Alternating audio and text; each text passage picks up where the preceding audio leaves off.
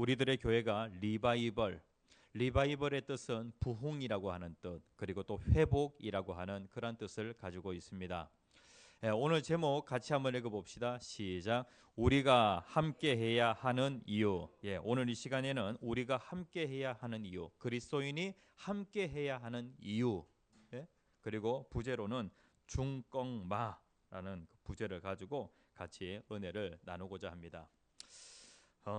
이 중껑마라고 하는 이 단어가 2022년 12월 3일에 우리나라와 이 포르투갈 간의 축구 경기가 있었습니다. 그런데 이 포르투갈과 경기에서 2대1로 승리하게 되어지죠. 그러면서 우리가 월드컵 16강에 올라가는 것을 전혀 기대를 하지 않았습니다. 왜냐하면은 16강에 올라갈 그 확률은 너무나도 낮았기 때문에. 그때의 조별 예선에서 우리 대한민국의 성적은 1무 1패였습니다. 그리고 마지막 경기가 포르투갈과의 경기였는데, 그런데 포르투갈은 당시에 강력한 우승 후보였고, 그리고 그 포르투갈 팀에 이 호나우두라고 하는 선수가 있었습니다. 호날두라고 하는 선수가 있었어요. 그러니까 그 포르투갈을 이긴다라고 하는 것은 그냥 대부분의 국민들이 기대를 하지 않았다는 거예요. 이긴다고 할지라도 그 같은 시간대에 벌어지는 다른 그 팀 그 경기가 경기 결과가 잘 나와야 우리나라가 올라갈 수 있는 그러한 상황이었어요. 그런데 우리나라가 2대1로 역전승을 거두게 되어집니다. 그리고 우루과이와 가나전에서 가나가 너 죽고 그러니까 나 죽고 너 죽자라고 해가지고 그냥 같이 물고 늘어진 거예요. 그렇게 해서 우리나라가 기적적으로 16강에 진출하게 되어집니다. 그리고 이제 그 승리를 하고 나서 너무 기쁘니까요. 이제 마지막에 경기 그 승리 세레모니를 하잖아요. 그런데 그때에 이러한 그 태극기에 적혀 있는 그 글귀가 매스컴을 타게 되어집니다. 중요한 것은 꺾이지 않는 마음. 그래서 사람들이 뭐라고 얘기하냐면은 중껑마라고 그렇게 얘기했다는 거예요. 우리들의 교회는 1년에 2차례씩 영혼 초청 잔치를 합니다. 올해도 또 영혼 초청 잔치 해야 되나? 중요한 것은 꺾이지 않는 마음입니다. 영혼을 향한 꺾이지 않는 그 마음. 교회의 본질이 무엇이냐면은 영혼 구원과 영혼 돌봄입니다. 하나님의 마음이 어디 있느냐? 건물에 있느냐? 이때까지 계속해서 성전 건축에 대해서 말씀을 전거했어요. 그런데 하나님의 마음이 건물에 있는 것이 아니라 사람에게 있다는 것이죠. 그 영혼에게 있다는 거예요. 그래서 영혼을 향한 그 마음이 꺾이지 않았으면 좋겠다. 이러한 목적을 가지고, 이러한 목표를 가지고 오늘 말씀에 임하였으면 좋겠습니다.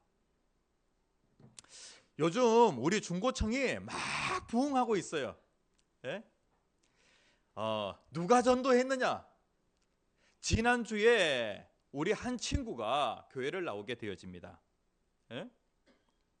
그런데 이 친구를 전도하는 데에 누가 전도했느냐? 누가 전도했을까요? 최유빈이라고 하는 이 학생은요, 처음에 교회 가자고 얘기한 사람이에요. 처음에 교회 가자고 얘기한 사람이에요. 그 다음에 엄지우라고 하는 이 친구는요, 같은 반 친구입니다. 그래서 지속적으로 계속해서 교회 가자고 한 그 친구입니다. 그리고 강동원이라고 하는 이 친구는요, 그 주일날 아침에 아버지를 모시고 우리 도연이 집에 가서 그 도연이를 데리고 온 인도자입니다. 그러면은 이 세 사람의 그 역할이 있죠. 최초 전도자가 있고, 그 다음에 또 같은 반 친구로서 옆에서 지속적으로 전도한 친구가 있고, 그 다음에 결정적으로 교회에 인도한 친구가 있어요. 이 세 친구 가운데 누가 전도자입니까? 세 사람 다 전도자죠. 전도한 사람 달란트 받습니까? 그러면 누구한테 달란트를 줘야 돼요? 그러니까 영혼을 구원하는 이 일과 관련하여서 각 사람의 역할이 있다는 거예요. 역할. 함께 하게 되어질 때에 영혼을 구원할 수가 있습니다.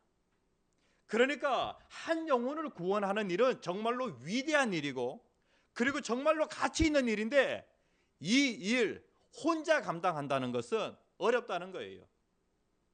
요즘 우리 중고청이 막 부흥하고 있는데, 중고청 하는 것을 보면은요, 너무 흐뭇하고, 너무나도 우리 작년부도 이렇게 해야 되는데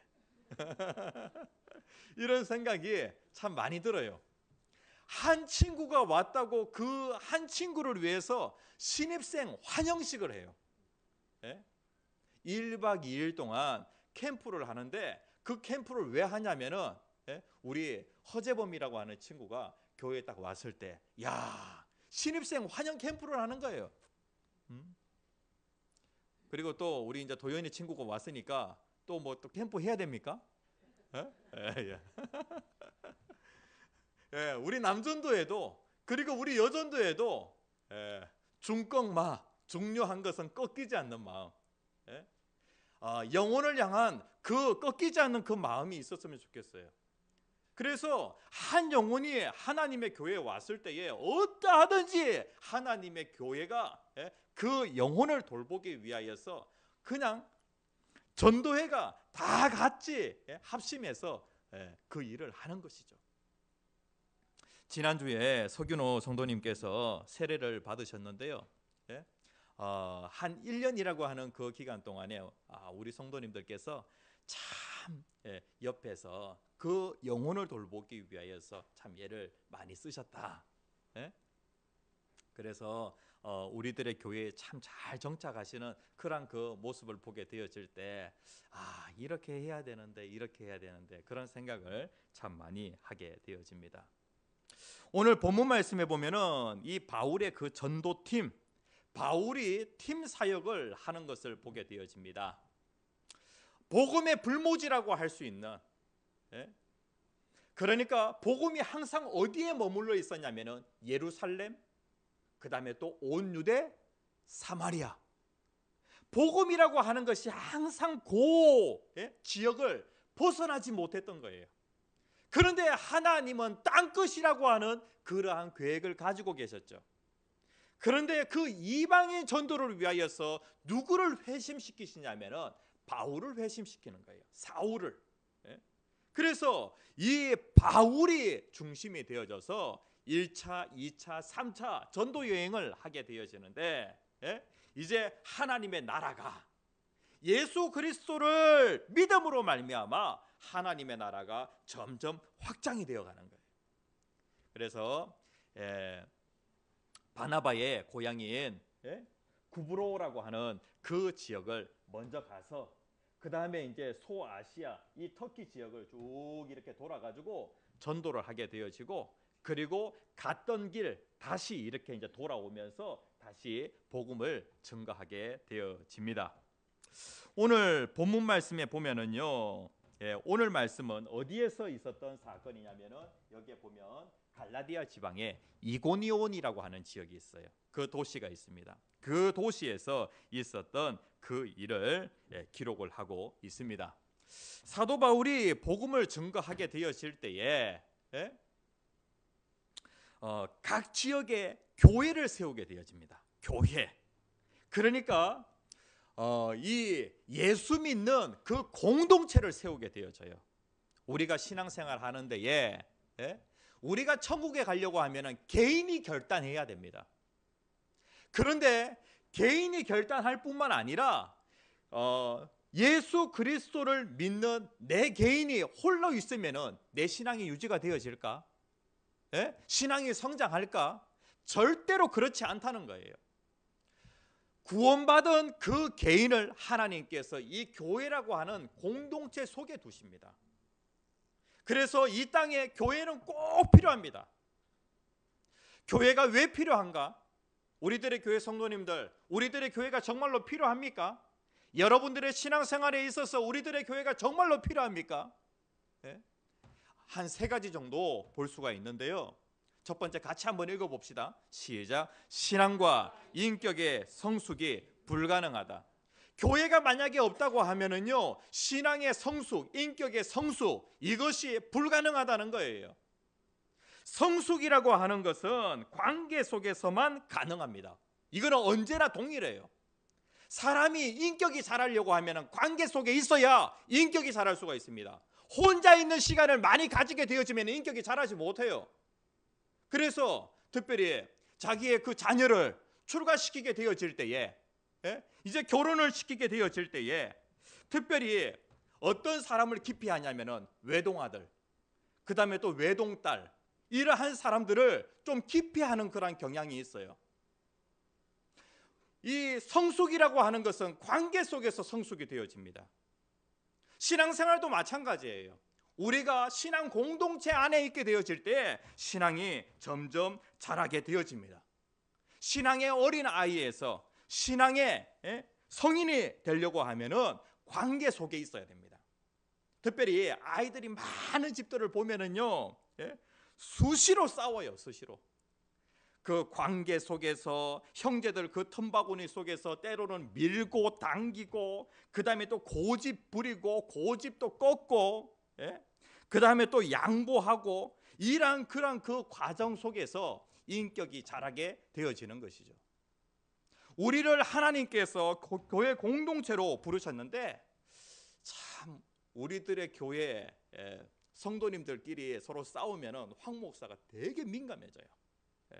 무조건 싸우면 안 된다. 싸우면 안 된다. 그런데 싸우는 그 과정에서 인격이 점점 자라더라고요. 그러니까 교회 공동체 안을 싸웠다고 해가지고 절대로 떠나지만 않으면 돼요. 싸워도 공동체 안에 있으면 자란다는 거예요. 성장한다는 거예요. 가정도 마찬가지로 그 형제들끼리 서로 싸우면서 점점 성장하게 되어지는 것처럼 하나님의 교회도 마찬가지로 서로 싸우면서 성장한다는 거예요. 그래서 교회를 절대로 싸웠다고 해가지고 떠나지 않으면 된다는 거예요. 교회를 떠나서 혼자 있게 되어지면 신앙이 자라는가? 신앙이 자라지 않아요. 그 다음에 우리가 왜 교회 공동체 안에 있어야 되는가? 교회 공동체 안에 있지 않게 되어지면은 두 번째 같이 한번 읽어봅시다. 시작. 지속적인 신앙을 유지할 수 없다. 신앙을 유지할 수가 없어요. 온라인으로 혼자 예배하면은 성도들과 서로 상처 주고 상처 받을 일도 없고, 혼자서 예배하니까 너무나도 좋다. 그런데요, 신앙을 유지하는 것이 쉽지 않다는 거예요. 공동체 안에 있게 되어질 때 신앙을 유지할 수가 있다는 것이죠. 그래서 그리스도인들끼리 서로 믿음 안에서 교제하면서 신앙이 유지가 되어진다는 거예요. 혼자 성경 많이 읽고 혼자 기도 많이 하고 그런다고 해가지고 신앙이 유지가 되어지는 것이 아니라는 거예요. 교회 공동체 안에 있어야 신앙이 유지가 되어진다는 것이죠. 세 번째 같이 한번 읽어봅시다. 시작. 하나님의 일을 효과적으로 추진할 수 없다. 교회를 떠나게 되어지면 하나님의 일을 할 수가 없어요. 혼자서 선교한다, 혼자서 영혼을 구원한다 라고 하는 것, 이것은 무엇과 같냐면은 하나님 앞에서 범죄와 같다. 하나님도 일을 하시게 되어질 때 하나님 혼자서 모든 일들을 다 하실 수 있어요. 그런데 하나님이 그 일에 누구를 같이 동참시키시냐면 우리를 함께 동참시키시는 거예요. 그러니까 우리가 하나님의 일을 할 때 마찬가지로 하나님의 그 원리에 따라서 성도님들과 함께 해야 하나님의 일을 할 수 있다. 우리가 하나님의 일을 해야, 영적인 일을 해야 하나님 나라 갔을 때에 받을 상급이 있잖아요. 그렇죠? 그래서 우리는 반드시 교회 공동체 안에 있어야 하는 것이죠. 사도행전을 쭉 읽어볼 때에 교회 공동체가 항상 함께하는 것을 보게 되어집니다. 우리들의 교회 성도님들과 꼭 함께 하시는 저와 여러분들 되어지기를 간절히 축복합니다. 왜 그리스도인들은 함께 해야 되는가? 오늘 본문 말씀 속에서 한 3가지 말씀하고 있는데요. 같이 한번 읽어봅시다. 시작. 함께 할 때 복음의 능력이 더욱 강력해집니다. 함께 할 때 복음의 능력이 강력해진다는 거예요. 1절 말씀에 보면은 두 사도가 함께 유대인의 회당에 들어가 말하니 라고 그렇게 말씀을 하고 있어요. 두 사도. 그러면 누구를 얘기해요? 두 사도라고 할 때에 이고니온의 유대인의 회당에 온 두 사도가 누구예요? 바로 바울과 바나바예요.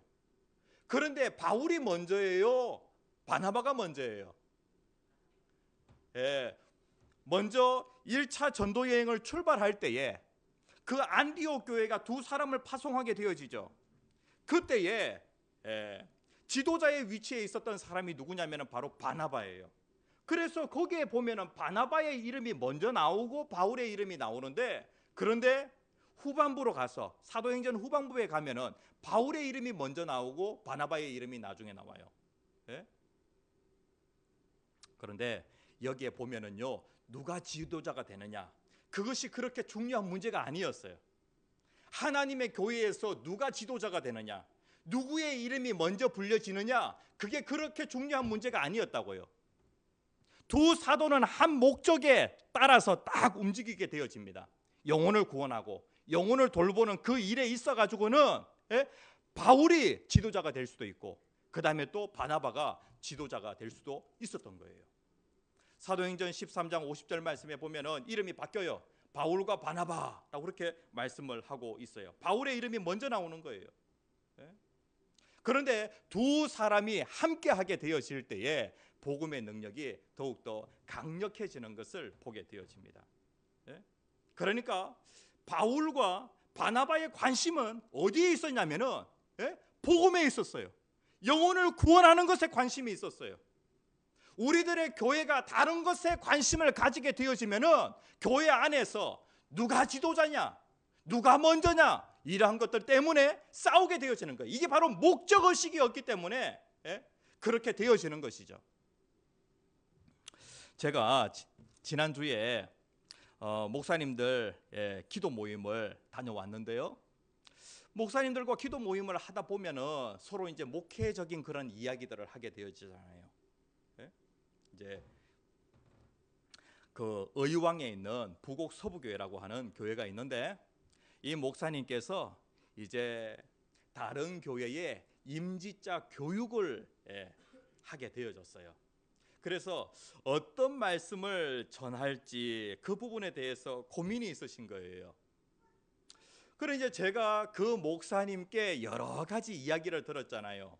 목사님 교회에 변집사님, 정집사님 얘기하면은 참 임직자들에게 도움이 많이 될 것 같습니다라고 그렇게 얘기를 했어요. 그 부곡 서부교회라고 하는 그 교회에 집사님 가운데 변집사님과 정집사님이라고 하는 분이 계시는데, 이 두 분은 너무나도 아름다운 그런 분이에요. 이 두 분이 관심이 어디에 있는지, 우리 변집사님은요, 그 교회의 성도 가운데 가장 잘 안 씻고, 그 다음에 또 이제 연세가 많으시다 보니까 전립선이 약해졌어요. 그러다 보니까 그냥 보통 사람들이 옆에 가는 것을 좀 꺼려해요. 그런데 우리 변집사님은 어떤 분이시냐면은 삼본까지 가서, 의왕에서 삼본까지 가서 그 성도님을 모시고 옵니다. 그리고 이제 모시고 올 때에 다른 분도 함께 모시고 오게 되어지는데, 옆에 타고 오는 그분도 냄새 때문에 너무 힘들어하세요. 그런데 변집사님은 주일이면은 항상 그분을 모시러 가요. 그리고 이제 그분을 일단은 차에다가 태우면은 차에 냄새가 잘 안 빠져요. 보통 남자들 같은 경우에는 차 정말로 아끼잖아요. 관심이 어디에 있냐면은 차에 관심이 있잖아요. 그런데 자기의 그 차에 냄새가 밴다고 할지라도 그냥 영혼을 사랑하니까 그렇게 하는 거예요. 참 감동적이죠. 그 다음에 이제 또 우리 정 집사님 이야기를 안 할 수 없어요. 이 정 집사님은요, 그 상당히 이제 젊으신 분인데, 그런데 구강암에 걸리셨어요. 구강암에 걸리다 보니까 이 입속이 말이죠, 그냥 한쪽 부분이 다 비어 있어요. 그래서 보형기를 차야 돼요. 그런데 이제 특별히 이 구강암 말기이기 때문에 이게 치료가 되어지기 참 어렵다 그렇게 했는데 하나님 기적적으로 치료를 해 주셨어요. 그래서 보형기를 딱 차고 있으면은 여전히 아름다운 그런 그 여인의 모습이에요. 이 정 집사님의 그 자녀가요, 그 C로 시작하는 그 회사에 명품 백을 갖다가 선물로 딱 준 거예요. 여자들 같은 경우에는 이거 되게 아끼겠죠. 그런데 이 명품 백을 가지고 교회에 갈 수가 없는 거예요. 왜냐하면 자녀가 이 선물을 해줬지만은 이것을 가지고 교회에 가면은 특별히 이것 때문에 실족하시는 분이 계실 수도 있겠다 이렇게 생각이 돼가지고 그 명품백을 가지고 교회에 못 오신다는 거예요. 그런데 이제 어떤 분들은 가방 일부러 자랑하려고 이제 교회에 오지 않습니까? 그 다음에 이제 또 차 자랑하려고 교회에 와서 막 이렇게 수다를 하잖아요.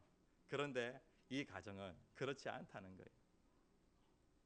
이 가정은 오로지 영혼을 구원하는 그 일에. 그리고 이제 교회에서 한 20분 거리에 주말 농장을 하고 있는데요. 그런데 이제 성도님들이 주말 농장 이렇게 이제 자기 밭이 다 있어요. 그런데 그 다른 사람 그 밭에도 그냥 잡초 다 제거해주고 자기 밭에서 주말 농장을 할 수 있도록 해줬는데 그분들이 안 가꾸시는 거예요. 그래가지고 그것을 갖다가 다 친히 다 또 갖고 주시고 열매 수확해가지고 따가지고 또 집에까지 또 배달해주고 그러니까 이제 목사님 입장에서는 제발 그렇게까지 하지 말라고. 그런데 영혼을 사랑하는 마음으로 그렇게 한다는 거예요. 그러니까 관심이 어디에 있냐면은 영혼 구원, 그 다음에 또 영혼 돌봄, 여기에 관심이 있다는 것이죠. 그러니까 두 부부가 이렇게 함께하면서 함께하게 되어지니까 복음이 점점 확장하게 되어지고 그리고 강력하게 복음이 증거되어지는 것을 보게 되어집니다. 우리들의 교회 성도님들, 우리가 함께하게 되어질 때에 복음의 역사가 더욱더 강력하게 일어나게 되어지는 것이죠. 두 번째 같이 한번 읽어봅시다. 시작. 함께할 때 어려움을 이겨낼 수 있다. 사도 바울이 복음을 전가하는데 복음 전하는 것 때문에 어려움이 참 많았어요. 그런데 이제 이고니온에서 복음을 전가할 때에 어떤 정보를 입수하게 되어지냐면은 이 두 사도를 돌로 치려 한다라고 하는 그러한 그 계획이, 그 정보가 들어온 거예요. 2절 말씀에 보면은 특별히 복음을 받아들이지 않는 그 유대인들이 있었거든요. 이 사람들이 계속해서 이 바울 전도팀을 따라다니면서 바울을 괴롭히는 거예요. 그러니까 어려움이 있었다는 것이죠. 우리가 신앙생활을 하게 되어질 때에 어려움이 있는데 함께 하게 되어질 때 그 어려움을 이겨낼 수 있는 거예요. 그런데 하나님께서 어떻게 하시냐면은 이 두 사도가 그 이고니온에 오랫동안 머물게 되어집니다. 그런데 하나님께서 함께 하시게 되어지는데 주를 힘입어 담대히 말하니 주께서 그들의 손으로 표적과 기사를 행하게 하여 주사 자기 은혜의 말씀을 정언하시니라고 그렇게 말씀을 하고 있어요. 하나님이 함께 하심으로 그 지역 가운데 기적의 역사가 일어나게 되어집니다. 그리고 하나님이 살아계시는 것을 실질적으로 눈으로 보게 되어지니까 많은 사람들이 하나님의 말씀을 들었다라고 그렇게 말씀을 하고 있어요. 그런데 만약에 바울 혼자였다, 바나바 혼자였다, 그러한 그 어려움이 오게 되어질 때 그냥 중단했을 거예요. 그런데 두 사람이니까 중단하지 않고 계속해서 어려움이 있는데 거기에 더 오랫동안 머무르게 되어지고, 그리고 하나님이 함께 하심으로 인하여 어려움을 이겨낼 수 있었다는 것이죠. 전도서 4장 12절에 있는 말씀 같이 한번 읽어봅시다. 시작. 한 사람이면 패하겠거니와 두 사람이면 맞설 수 있나니 세 겹줄은 쉽게 끊어지지 아니하느니라. 세 겹줄은 쉽게 끊어지지 않는다라고 그렇게 말씀을 하고 있습니다. 우리의 삶 가운데 고난이 있을 때 있죠. 어려움이 있을 때 있죠. 그렇죠? 그런데 우리의 삶에 어려움이 오게 되어질 때 만약에 함께 하라면은, 혼자라고 하면은 그것을 어려움으로 받아들이게 되어지는데, 함께라고 한다면은 그 어려움을 무엇으로 받아들이게 되어지냐면은 도전해 볼 만한 삶의 과제로 받아들인다는 거예요. 함께라면은 뭔가 일을 하게 되었을 때에 어려움이 반드시 오잖아요. 장애물이 있잖아요. 그런데 혼자 있으면은 어려움으로 받아들여요. 그런데 함께 있으면은 어떻게 되어지냐면은 도전해 볼 만한 그러한 삶의 과제로 받아들인다는 것이죠. 그러니까 함께 하면은 힘이 난다는 거예요. 하나님이 함께 하시면은 힘이 되고, 그 다음에 또 우리 성도와 함께 하면은 어떤 어려움이 온다고 할지라도 그 어려움 가운데 그것을 극복해 나갈 수 있는 거예요. 우리 강영구 집사님께서 2주 동안 참 많은 어려움이 있었어요. 그런데 하나님께서 강영구 집사님을 교회 공동체 안에 두셨고, 만약에 혼자였다라고 하면은 무엇으로 받아들였을 거예요? 어려움으로 받아들였을 거예요. 어떡하지? 계속해서 염려하고 걱정하고 근심하고. 그런데 하나님의 교회 공동체와 함께하게 되어지니까 그것을 도전해 볼 만한 삶의 과제로 받아들였다는 것이죠. 차 사고 나서 제가 참 너무나도 기쁘더라고요. 오늘 아침에 우리 강영구 집사님께서 카니발로 구입을 하셨어요. 그렇게 해서 왜 카니발로 구입하셨냐? 우리 성도님들 어디 이제 가실 때 이제 차량 이렇게 우리가 부족할 때가 있거든요. 그래서 일부러 카니발로 구입을 하셨다는 거예요. 참 감사하다. 함께 할 때 이렇게 되어집니다. 그리고 세 번째 같이 한번 읽어봅시다. 시작. 함께 할 때 기쁨이 충만해 준다. 사도행전 13장 52절 말씀 바로 앞에 장입니다. 앞에 장 제일 마지막에 보면은 이고니온에 오기 전에도 마찬가지로 두 사도에게 어려움이 있었어요. 그런데 그 어려움에도 불구하고 제자들은 기쁨과 성령이 충만하니라 라고 그렇게 말씀을 하고 있어요. 함께 하면은 기쁨이 충만해집니다. 그러니까 막 맛있는 거 먹었을 때 그런 기쁨 아니고요. 그 다음에 또 아주 그 쾌락을 즐겼을 때의 그런 기쁨이 아니라 함께 할 때에 오는 그 기쁨은 내적인 기쁨이에요. 천국을 맛보는 그러한 기쁨이에요. 그러한 기쁨으로 사도들에게 충만했다는 거예요. 하나님께서 혈연을 뛰어넘어서 우리를 하나님의 가족으로 부르셨어요. 하나님의 가족 안에서 우리가 교회 공동체 안에 있게 되어질 때에 세상이 줄 수 없는 그러한 그 기쁨으로 충만해지는 것들을 참 많이 경험하게 되어집니다. 여러분들 카타콤 아시죠? 카타콤이 어떤 곳인 줄 아세요? 지하 감옥이 지하에 있는 무덤이에요. 지하에 있는 무덤. 그래 저기 보면은 칸칸이 있잖아요. 저기에 이제 시신들을 딱 이렇게 넣어둬요. 그 로마 교회가 초대교회 성도들이 핍박을 당하게 되어집니다.